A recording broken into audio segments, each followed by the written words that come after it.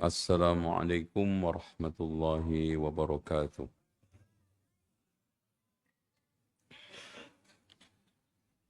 Alhamdulillahi rabbil alamin. Wassalatu wassalamu ala ashrafil anbiya'i wal mursalin.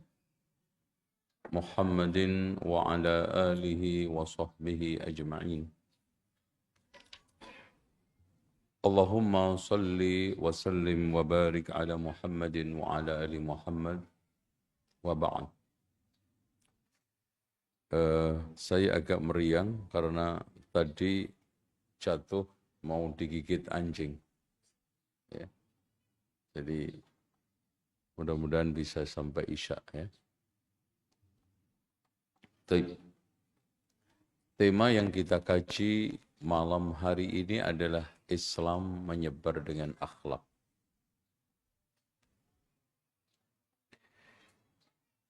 Atau tepatnya dakwah Islam.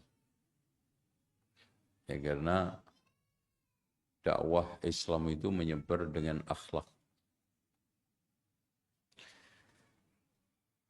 Perlu diketahui bahwa akhlak dan dakwah itu seperti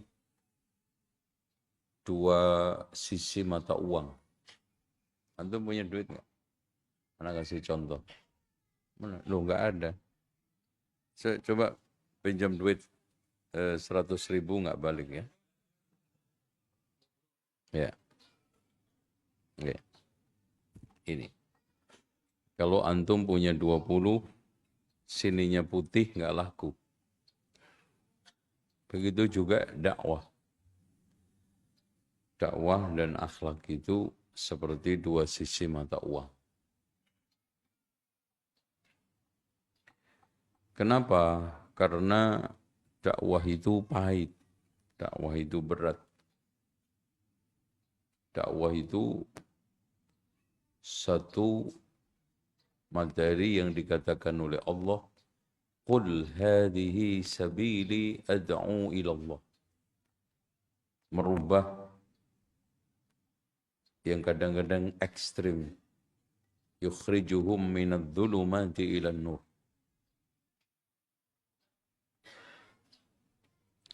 Makanya dakwah itu mengajak orang untuk masuk Islam atau memberi motivasi untuk mengamalkan Islam secara tegas. Ya, mengamalkan Islam secara tegas. Ya, dan menyatukan umat Islam atau menyatukan umat di atas prinsip-prinsip kebaikan dan kebenaran. Itu dakwah. Jadi mengajak kepada Islam, memberi motivasi, mengajak untuk bersikap tegas di dalam mengamalkan Islam. Jadi jangan menjadi dai membuat umat malah nggak tegas di dalam mengamalkan Islam. Dan yang tiga, kalau pentingnya menyatukan manusia di atas kebaikan dan kebenaran Islam.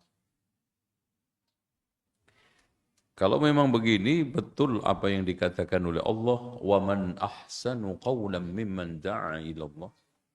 Siapa orang yang paling terbaik ucapannya dibanding orang yang mengajak kepada jalan Allah. Makanya kul hadhihi sabili ad'u ila Allahi ala basiratin. Katakan Muhammad, aku mengajak kepada jalan Allah di atas basirah, kata para ulama, al-ilmu wal yaqin. Karena kalau dakwah tidak didasari atas ilmu dan keyakinan, maka hasilnya adalah penuh dengan kepalsuan. Karena dakwah itu mengajak orang kepada ilmu, meyakinkan orang kepada kebenaran. Lah antum sendiri aja nggak yakin, gimana bisa ngajak orang? Sebelum antum mengajak orang lain untuk meyakinkan alam kubur, antum yakini dulu secara kuat di dalam hati antum. Sebelum antum mengajak orang lain untuk meyakinkan bahwa sholat jamaah ke masjid itu wajib, antum sholat dulu. Ya. Nah, oleh karena itu Allah mengatakan kul hadhihi sabili ad'u ila Allah ala basiratin ana wa man ittaba'ani. Oleh karena itu dakwah itu pijakannya adalah ana yaitu Rasulullah wa man ittaba'ani yang mengikuti Rasulullah. Jadi mengajak kepada nilai, mengajak kepada siapa? Sosok yang tidak lain adalah Rasulullah dan sahabat serta tabi'in yang menjadi pilar utama wujudnya Islam itu. Wa subhanallahi wa ma ana minal musyrikin. Oke. Nah, akhlak di sini didefinisikan oleh ulama. Ana ingin menjelaskan dakwah Islam akhlak dulu, baru Indonesia. Nanti. Ini dimatikan bisa nggak? Bikin anak ngantuk, pengen tidur. Terus airnya mana nih? Belum ada. Oke. Ini beliin. Oke. Kata Abdullah ibnu Mubarak, akhlak adalah huwa bastul wajhi wa bad. Ya, nih, perhatikan. Bastul wajhi, bermuka ceria.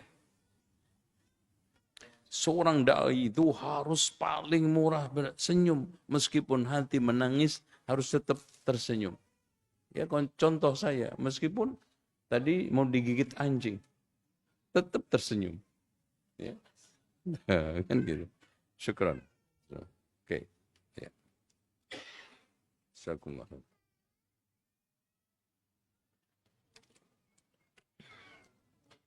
Wa badlul ma'rufi, mengerahkan yang ma'ruf.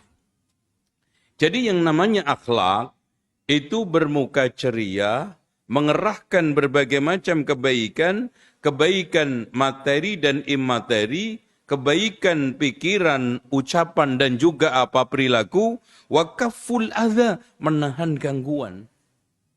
Itu akhlak. Itu kata Abdullah ibnu Mubarak. Jadi kalau kita itu bicara akhlak, bukan soal masalah antum ketika lewat bisa bersikap mundur, amit sewu, tapi ngeseli. Bukan. Akhlak adalah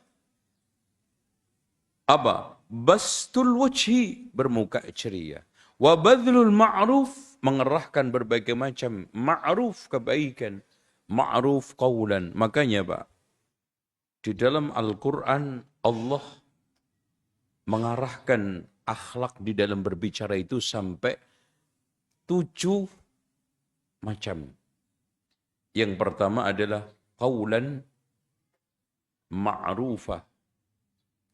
Ucapan itu harus baik. Qawlan sadida. Ucapan itu harus benar. Qawlan karima. Ucapan itu harus menghargai orang. Jangan malah nyakitin orang. Qawlan baligha. Kalau ngomong itu yang baligh. Dipahami orang dengan baik. Qawlan layyina. Kalau ngomong itu lemah lembut. Qawlan maysura. Kalau ngomong itu bisa mudah dipahami orang. Yang terakhir, qawlan saqila. Ucapan itu berat. Muatannya itu enggak gampang. Jangan gampang ngomong, jangan asplos, jangan asbun, ini dakwah. Jangan antum samakan wahai da'i, lesan antum dengan lesan tukang jamu. Jangan antum samakan wahai da'i, lesan antum seperti lesan tukang sulap. Antum sedang membawa misi berat, qawlan saqila. Tuh, akhlak. Ya, dulu.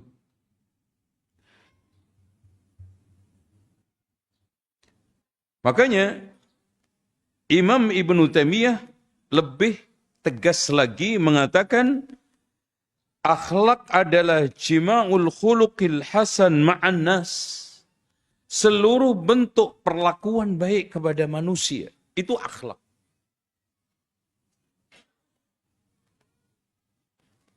Di antaranya antasil man qata'ak bisalam.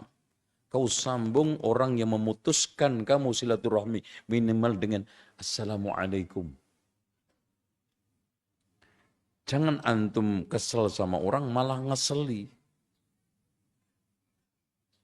Ya, khudil maafkan dia, wa'mur bil urfi, perintahkan kebaikan, wa'arid anil jahilin, berpalinglah dari perilaku orang-orang jahil. Kan yang suka plotot-plotot, monyan-manyun, itu orang jahil. Yang suka petentang-petentang itu orang jahil. Iya enggak? Orang jahil. Wa'arid, berpaling. Yang suka fitnah itu orang jahil, berpaling. Ya. Karena itu tidak sesuai dengan akhlakul Islam. Oh, Masya Allah. Lanjut. Lanjut enggak nih? Atau pulang? Wa nu'ti man haramaka. Masya Allah. Kita beri orang yang menahan kita.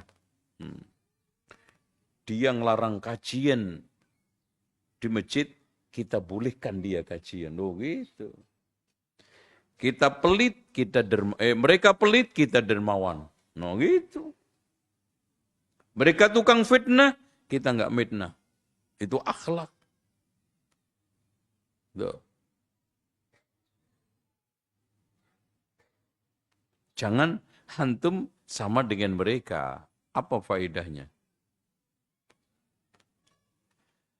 Terus, wa tu'ti man haramaka ta'lim wal manfa'ah wal mal. Berikan apa yang mereka halangi dari taklim, pengajaran, wal manfa'ah, kemanfaatan. Mereka tidak mau minjemin motor, mobil. Kita pinjemin mobil kita. Oh gitu akhlak. Mal. Mereka menahan ini itu, bahkan melarang-larang untuk memberikan sumbangan ke kita. Kita katakan, Pak, si Anu itu kasih sumbangan. Itu. Jangan balas. Apa faedahnya? Ya. Ada yang kerja di instansi umpamanya. Yang instansi itu ngurusin menyumbang masjid. Wah, itu masjid jenggot jangan dikasih.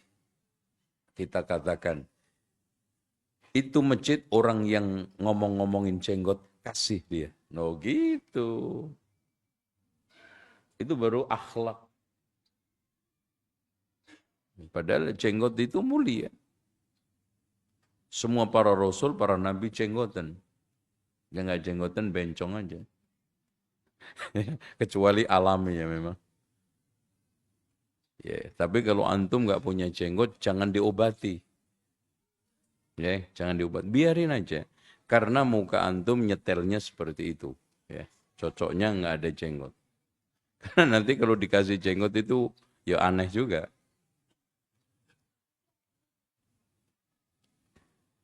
Wa ta'fu amman dhalamak. Masya Allah. Memaafkan orang yang mendolimi antum. Jadi akhlak kata Imam Ibnu Taimiyah adalah kau sambung orang yang memutuskanmu dengan Islam dan kemuliaan. Kau beri orang yang menghalangimu dengan taklim, kemanfaatan dan harta. Kau maafkan orang-orang yang menzalimimu. Baik itu di dalam darah, harta, kehormatan, dan yang lainnya. Tuh, udah. Dengan demikian dirinci oleh muridnya yang namanya Imam Ibnu Qayyim. Akhlak adalah tidak bisa dikatakan itu tindakan adalah akhlak kalau tidak tegak di atas 4 rukun. Rukun yang pertama, as-sabru. Akhlak itu butuh sabar, Pak. Salamun alaikum bima sabartum. Nah, kan?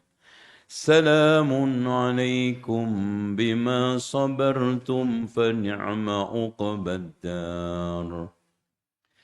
Salamun alaikum bima sabartum fa ni'ma uqbaddar.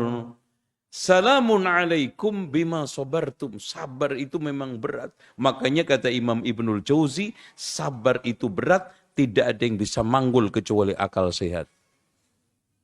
Makanya yang nggak punya otak sehat, akal sehat, rata-rata nggak sabar.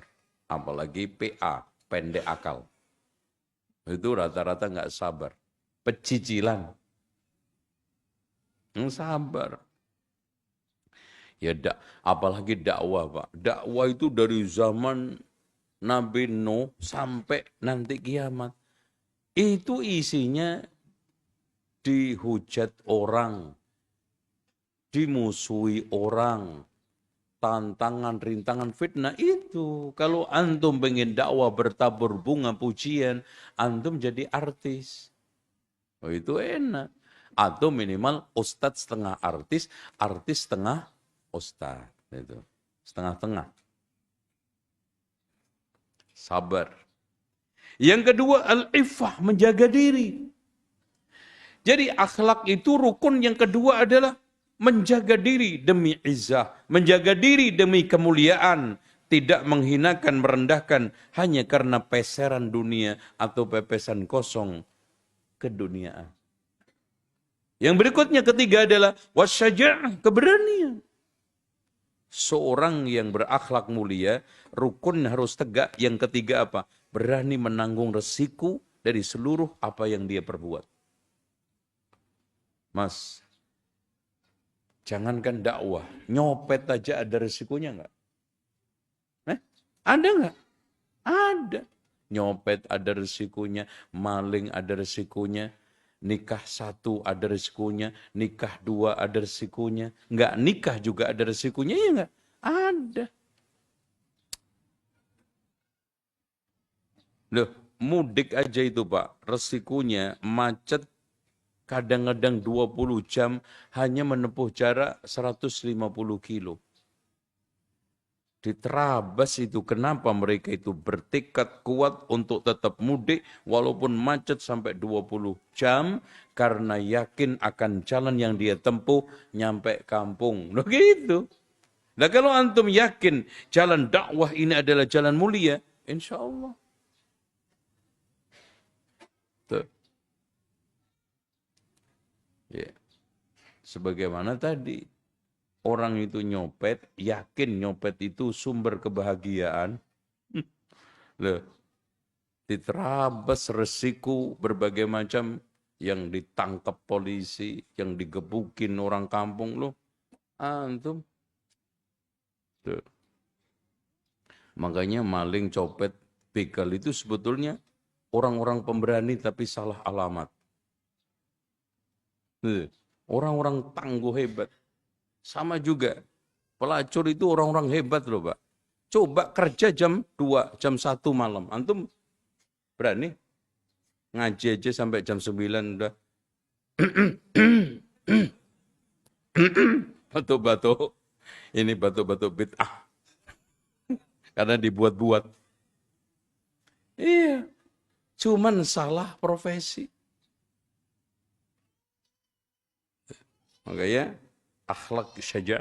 Nah, al-adil, adil. Jadi akhlak itu rukun, yang pertama adalah sabar, yang keduanya adalah iffah, yang ketiganya adalah syaja'ah, yang keempatnya adalah adil. Makanya perilaku orang yang berakhlak itu selalu adil. Selalu berani, selalu menjaga izzah, dan seterusnya. Ini akhlak yang dibawa oleh kaum muslimin. Nah, sekarang Islam memasuki, berarti di sini udah mulai bersejarah. Nah, ini baru masuk sejarah. Minum dulu. Gimana? Ini siap mendengar sejarah? Oke. Jangan boleh, nggak boleh ngantuk ya. Sudah. Ikhwas sekalian, kesimpulan sementara dari penelitian saya terhadap Wali Songo, yang ini saya teliti kurang lebih 10 tahun. Dari 26 selesai 2016. Jadi 2006 mulai penelitian. Selesai 2016. Itu Islam datang ke Indonesia itu penuh dengan perjuangan, penuh dengan keringat, bahkan banjir apa? Banjir keringat.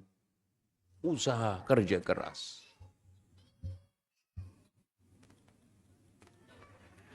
Hadirin sekalian, saya kasih contoh kecil saja.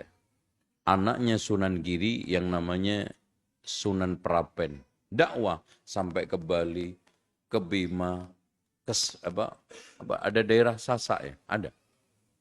Lombok. Itu coba transportasinya dulu kayak apa? Kalau saya sekarang enak. Naik Garuda, datang ke sini langsung ada masjid Tablek Akbar, ngumpul selesai, naik Avanza. Kemana-mana jalan mulus. Coba ngembayang nggak Pak dulu? Zaman Wali Songo ketika itu antara tahun 1500-1600. Apakah jalan Bali seperti ini dulu? Apakah jalan ke Lombok, ke Bima, ke Sasak seperti sekarang ini? Sulit. Dan super sulit. Mendekati orang yang masih beragama Hindu-Buddha. Coba, antum mikir nggak ke sana? Jadi antum jangan meremehkan ya. Wah, apa itu Wali Songo? Lah menurut antum apa? Entar dulu, antum pelajari dulu, baca dulu, baru komentar.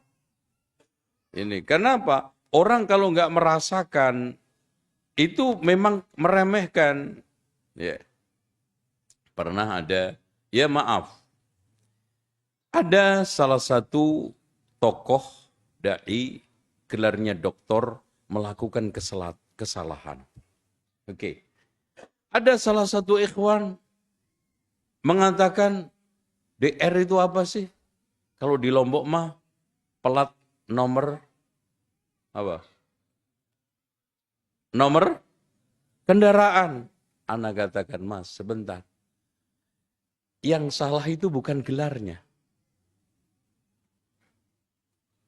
Yang salah pemikirannya. Antum sudah S3? Belum Pak, belum Ustaz. Coba kuliah dulu S3, susah loh Mas. Susah. Coba aja antum. Nah, jangan gampang-gampang meremehkan gelar, status orang.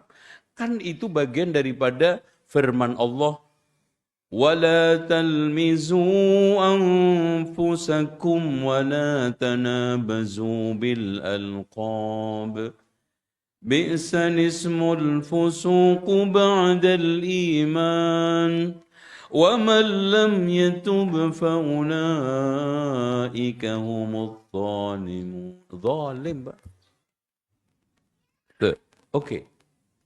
Nah, coba bayangkan Syekh Maulana Malik Ibrahim dulu datang ke Jawa. Dan aslinya itu disinyalir dia dari Maghribi, ada yang mengatakan dari Saudi. Ya, karena jalur kedatangan dakwah dari masa ke masa itu ada 3 yang datang dari Arab. Yang pertama datang dari Jeddah, itu yang mereka-mereka datang dai dari Mekah, Madinah. Itu melalui Jeddah. Karena Jeddah itu dari sejak zaman dahulu tempat pelabuhan paling ramai. Bahkan menjadi pelabuhan internasional sejak zaman dahulu. Makanya di antara dai yang datang dari sana adalah Syekh Kuro. Mendirikan pesantren di Karawang. Itu siapa sih sebetulnya Syekh Kuro? Ini julukan, panggilan orang Jawa terhadap Syekh yang namanya Jamaluddin dari Ummul Qura. Oh, itu. Ummul Qura mana? Mekah. Cuma orang Jawa itu memang susah ngomong Arab lengkap sehingga Ummul Qura dipanggil mudahnya Qura. Contoh aja, Asyura kan berat. Apalagi ada ainnya. Waduh, udah. Repot, Mas. Kenapa? Karena orang Jawa harus melafatkan ain itu ngain. Makanya mencari ilmu itu dirubah menjadi ngelmu. Ngelmu. Terus diplesetin menjadi angel ditemu. Nah, kan gitu. Itu ngelmu.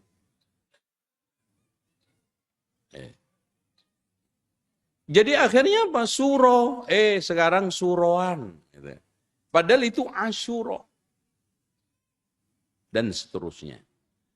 Apalagi orang Jawa disuruh ngomong bot. Itu paling sulit. Saking sulitnya berubah menjadi la. Sehingga para wali songo pernah kumpul di Giri Kedaton. Jadi Giri itu gunung berupa memang batu. Bukit ya. Di situ tempat dulu rapatnya para wali. Anak ketika mengadakan penelitian, subhanallah, kenapa para wali, terutama Sunan Giri itu selalu duduk mengendalikan istana kekuasaannya di sini. Ternyata strategi kekuasaan politik dan ekonomi. Karena ternyata dari puncak itu kalau melihat pantai itu memantau kelihatan sekali kapal-kapal yang masuk. Sama dengan kalau kita itu naik di Bukit Amparan Jati, tempat di sana tinggalnya Sunan Gunung Jati. Sama. Karena dulu belum ada teknologi canggih, apalagi Google. Google Map belum ada. Itu. Nih. Gimana, dilanjutin nggak nih? Ada yang tersinggung nggak? Oke. Ngomong apa gue tadi? Apa tadi? Oh ya. Nah. Terus kemudian ada satu lagi Yaman. Ada satu lagi yang dari Syam, Persia. Dan rata-rata mereka itu mampirnya Gujarat, kemudian Malaka. Bahkan Malaka inilah pelabuhan paling strategis, pelabuhan internasional paling ramai dari seluruh pelabuhan yang ada. Kenapa? Seluruh transportasi, perahu, kapal itu pasti berhenti di situ. Makanya Pak, ya, berdasarkan penelitian saya ke Malaka, zaman pada waktu pemerintahan Islam, para miswara kemudian merubah dirinya menjadi Muhammad Shah, bahasa yang ditransaksikan di Malaka itu kurang lebih 80 lebih bahasa. Bahasa internasional. Coba, Masya Allah. Gitu. Nah, ikhwah sekalian yang dirahmati oleh Allah. Kembali lagi tadi, ada rapat di Gunung Kedaton, itu disebutkan di dalam Keropak Ferrara, di mana buku yang ditemukan di Italia masih tertulis di daun lontar atau rontal dengan bahasa Kawi Jawa. Bahkan buku ini pernah dicarikan penerjemah seluruh Indonesia, terutama orang Jawa, nggak nemu penerjemahnya. Akhirnya ditemukan ahli bahasa Jawa Kawi di Belanda yang namanya Drewes. Dengan buku itu akhirnya dia mendapatkan doktor dan juga profesor, sehingga beliau Profesor Dr. Drewes. Diterjemahkan pada tahun 1975 dan 78 dan baru diterjemahkan ke dalam bahasa Indonesia oleh Asnan Wahyudi tahun 2002. Jadi Wali Songo itu baru mulai terang, ada data-data primer itu sejak tahun 2022. Tuh. Nah di situ Pak disebutkan para wali itu ngumpul di Giri Gedaton bulan Romelan. Kenapa? Setelah diusut-usut, orang Jawa itu kalau ngomong dot itu jadilah Ramadan jadi Romelan. Makanya kalau ada orang namanya Romelan itu aslinya Ramadan. Sehingga ada seorang wali yang itu saudaranya Sunan Ampel di Gresik, letaknya kan kalau di Mojo Agung namanya Sunan Mojo Agung itu Syekh Bentong, kalau di Abu Hurairah maaf, kemudian di sini Ali Murtadha dipanggil orang Jawa Ali Murtolo. Dari sini hadirin sekalian saya membantah, menolak teori bahwa Gajah Mada itu Muslim dengan alasan nama aslinya Gajah Ahmada. Alasan saya menolaknya satu. Data primer yang tertulis di dalam buku Empu Prapanca yang judulnya Negara Kertagama, di situ disebutkan Hayam Wuruk sebagai rajanya, panglimanya Gajah Mada, agamanya adalah Buddha Tantrayana. Kemudian yang kedua, orang-orang terutama bangsawan kerajaan Mojopahit itu biasa bangga bahkan menggelari dirinya dengan gelar-gelar nama hewan. Makanya rajanya aja Hayam Wuruk. Apa? Artinya ayam terpelajar. Berarti ini ayam kuliahan. Ayam kan ayam. Hayam Wuruk apa? Wuruk. Bahasa Jawa ini wuruk apa? Ini mas tak wurui. Apa artinya?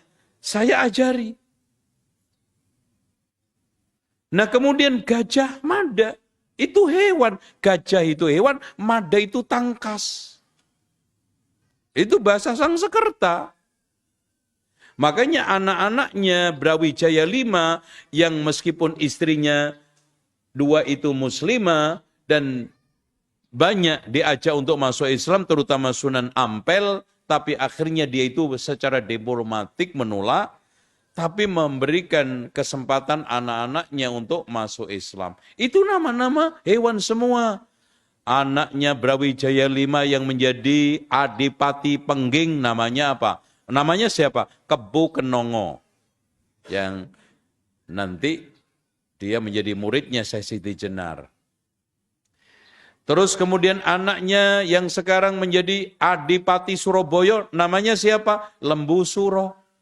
Yang menjadi Adipati Madura siapa namanya? Lembu Peteng. Cuma yang menjadi Adipati Palembang namanya Aryo Damar. Ini gelar biasa. Jadi jangan dipelintir-pelintir, jangan didistorsi. Oke? Ini soal masalah kaitannya.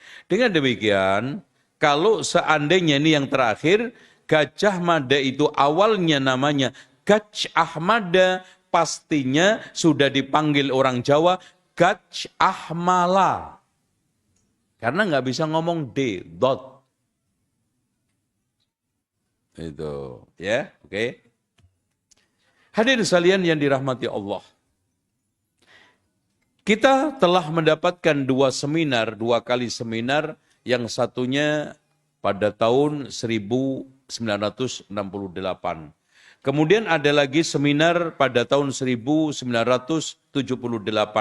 Ini dua-duanya dihadiri oleh para pakar, diantaranya pakar sejarah yang paling fenomenal adalah Profesor Dr. Hamka.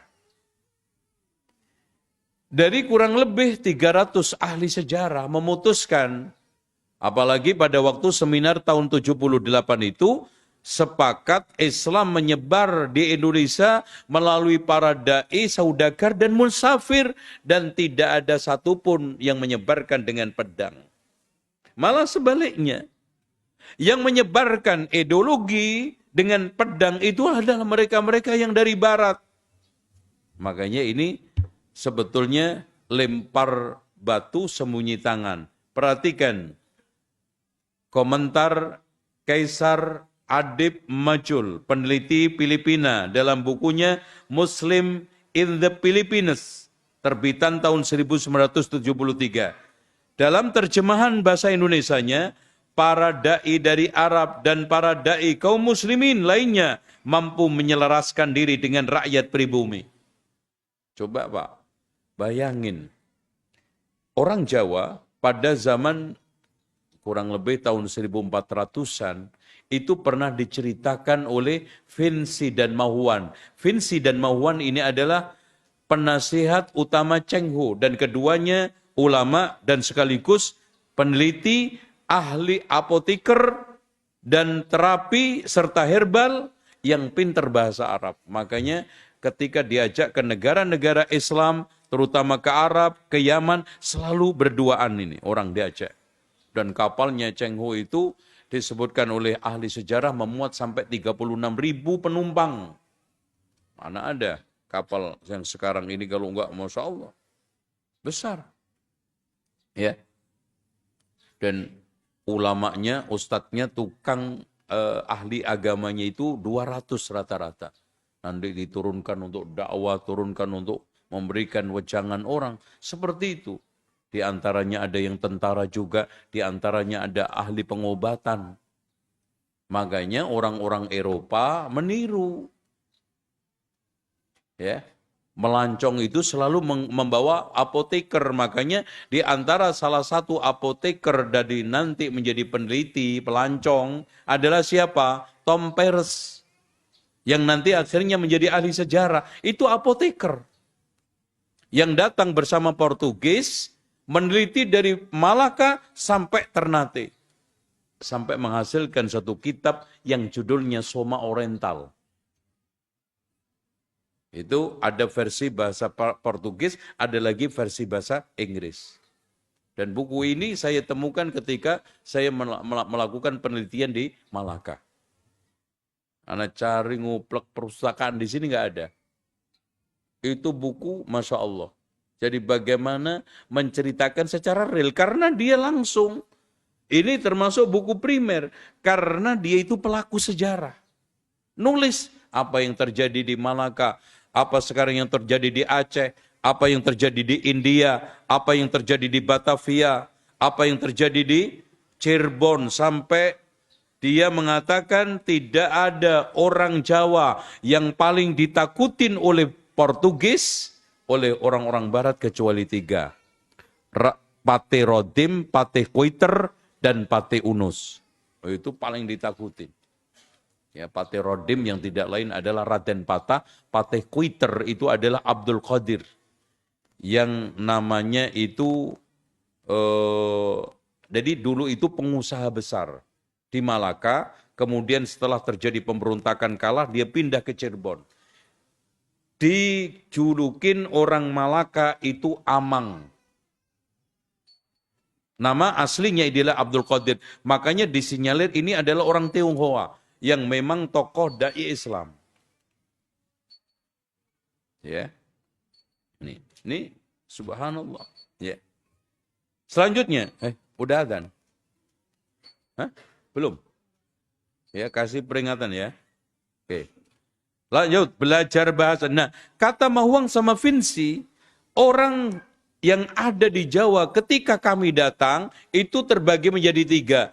Orang-orang Arab dan Persia yang sudah beragama Islam dan mengenakan pakaian yang bersih. Yang keduanya, orang-orang Tionghoa yang kebanyakan itu masuk Islam, dan pribumi yang hidupnya jorok, tidak mengenal pakaian, dan juga tidak mengenakan alas kaki.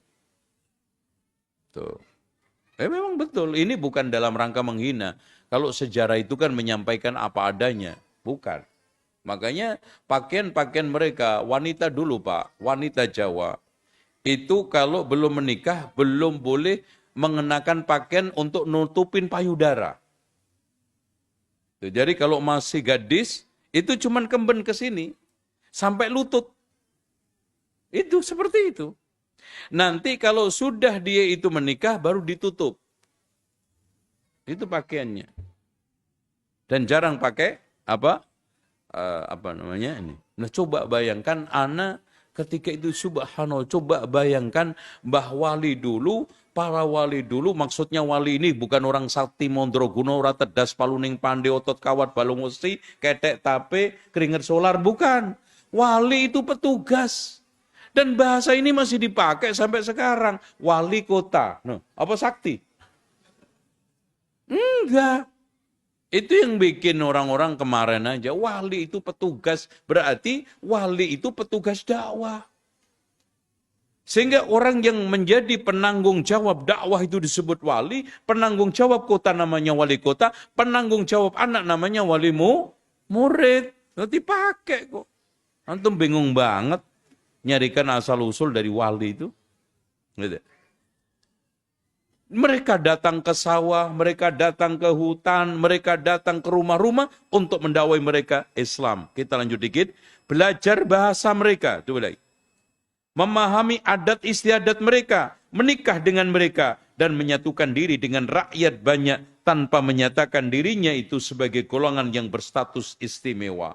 Kelebihan mereka dalam intelektual dan peradaban hanya digunakan untuk mendidik dan mengarahkan alam pikiran keagamaan rakyat pribumi ke dalam saluran-saluran yang memang dikehendaki. Dengan cara yang sangat pandai dan santun sekali. Mereka adalah para pedagang seperti orang-orang Eropa, namun mereka tidak pernah berpikiran untuk merampok harta benda rakyat pribumi dari hasil tanah dan hasil kerajinan dengan cara-cara kasar dan kejam. Siapa yang pakai pakai pedang? Siapa yang sekarang kejam? Itu dibalik, lempar batu, sembunyi tangan. Wallahu a'lam bi as-shawab. Demikian, wassalamualaikum warahmatullahi wabarakatuh.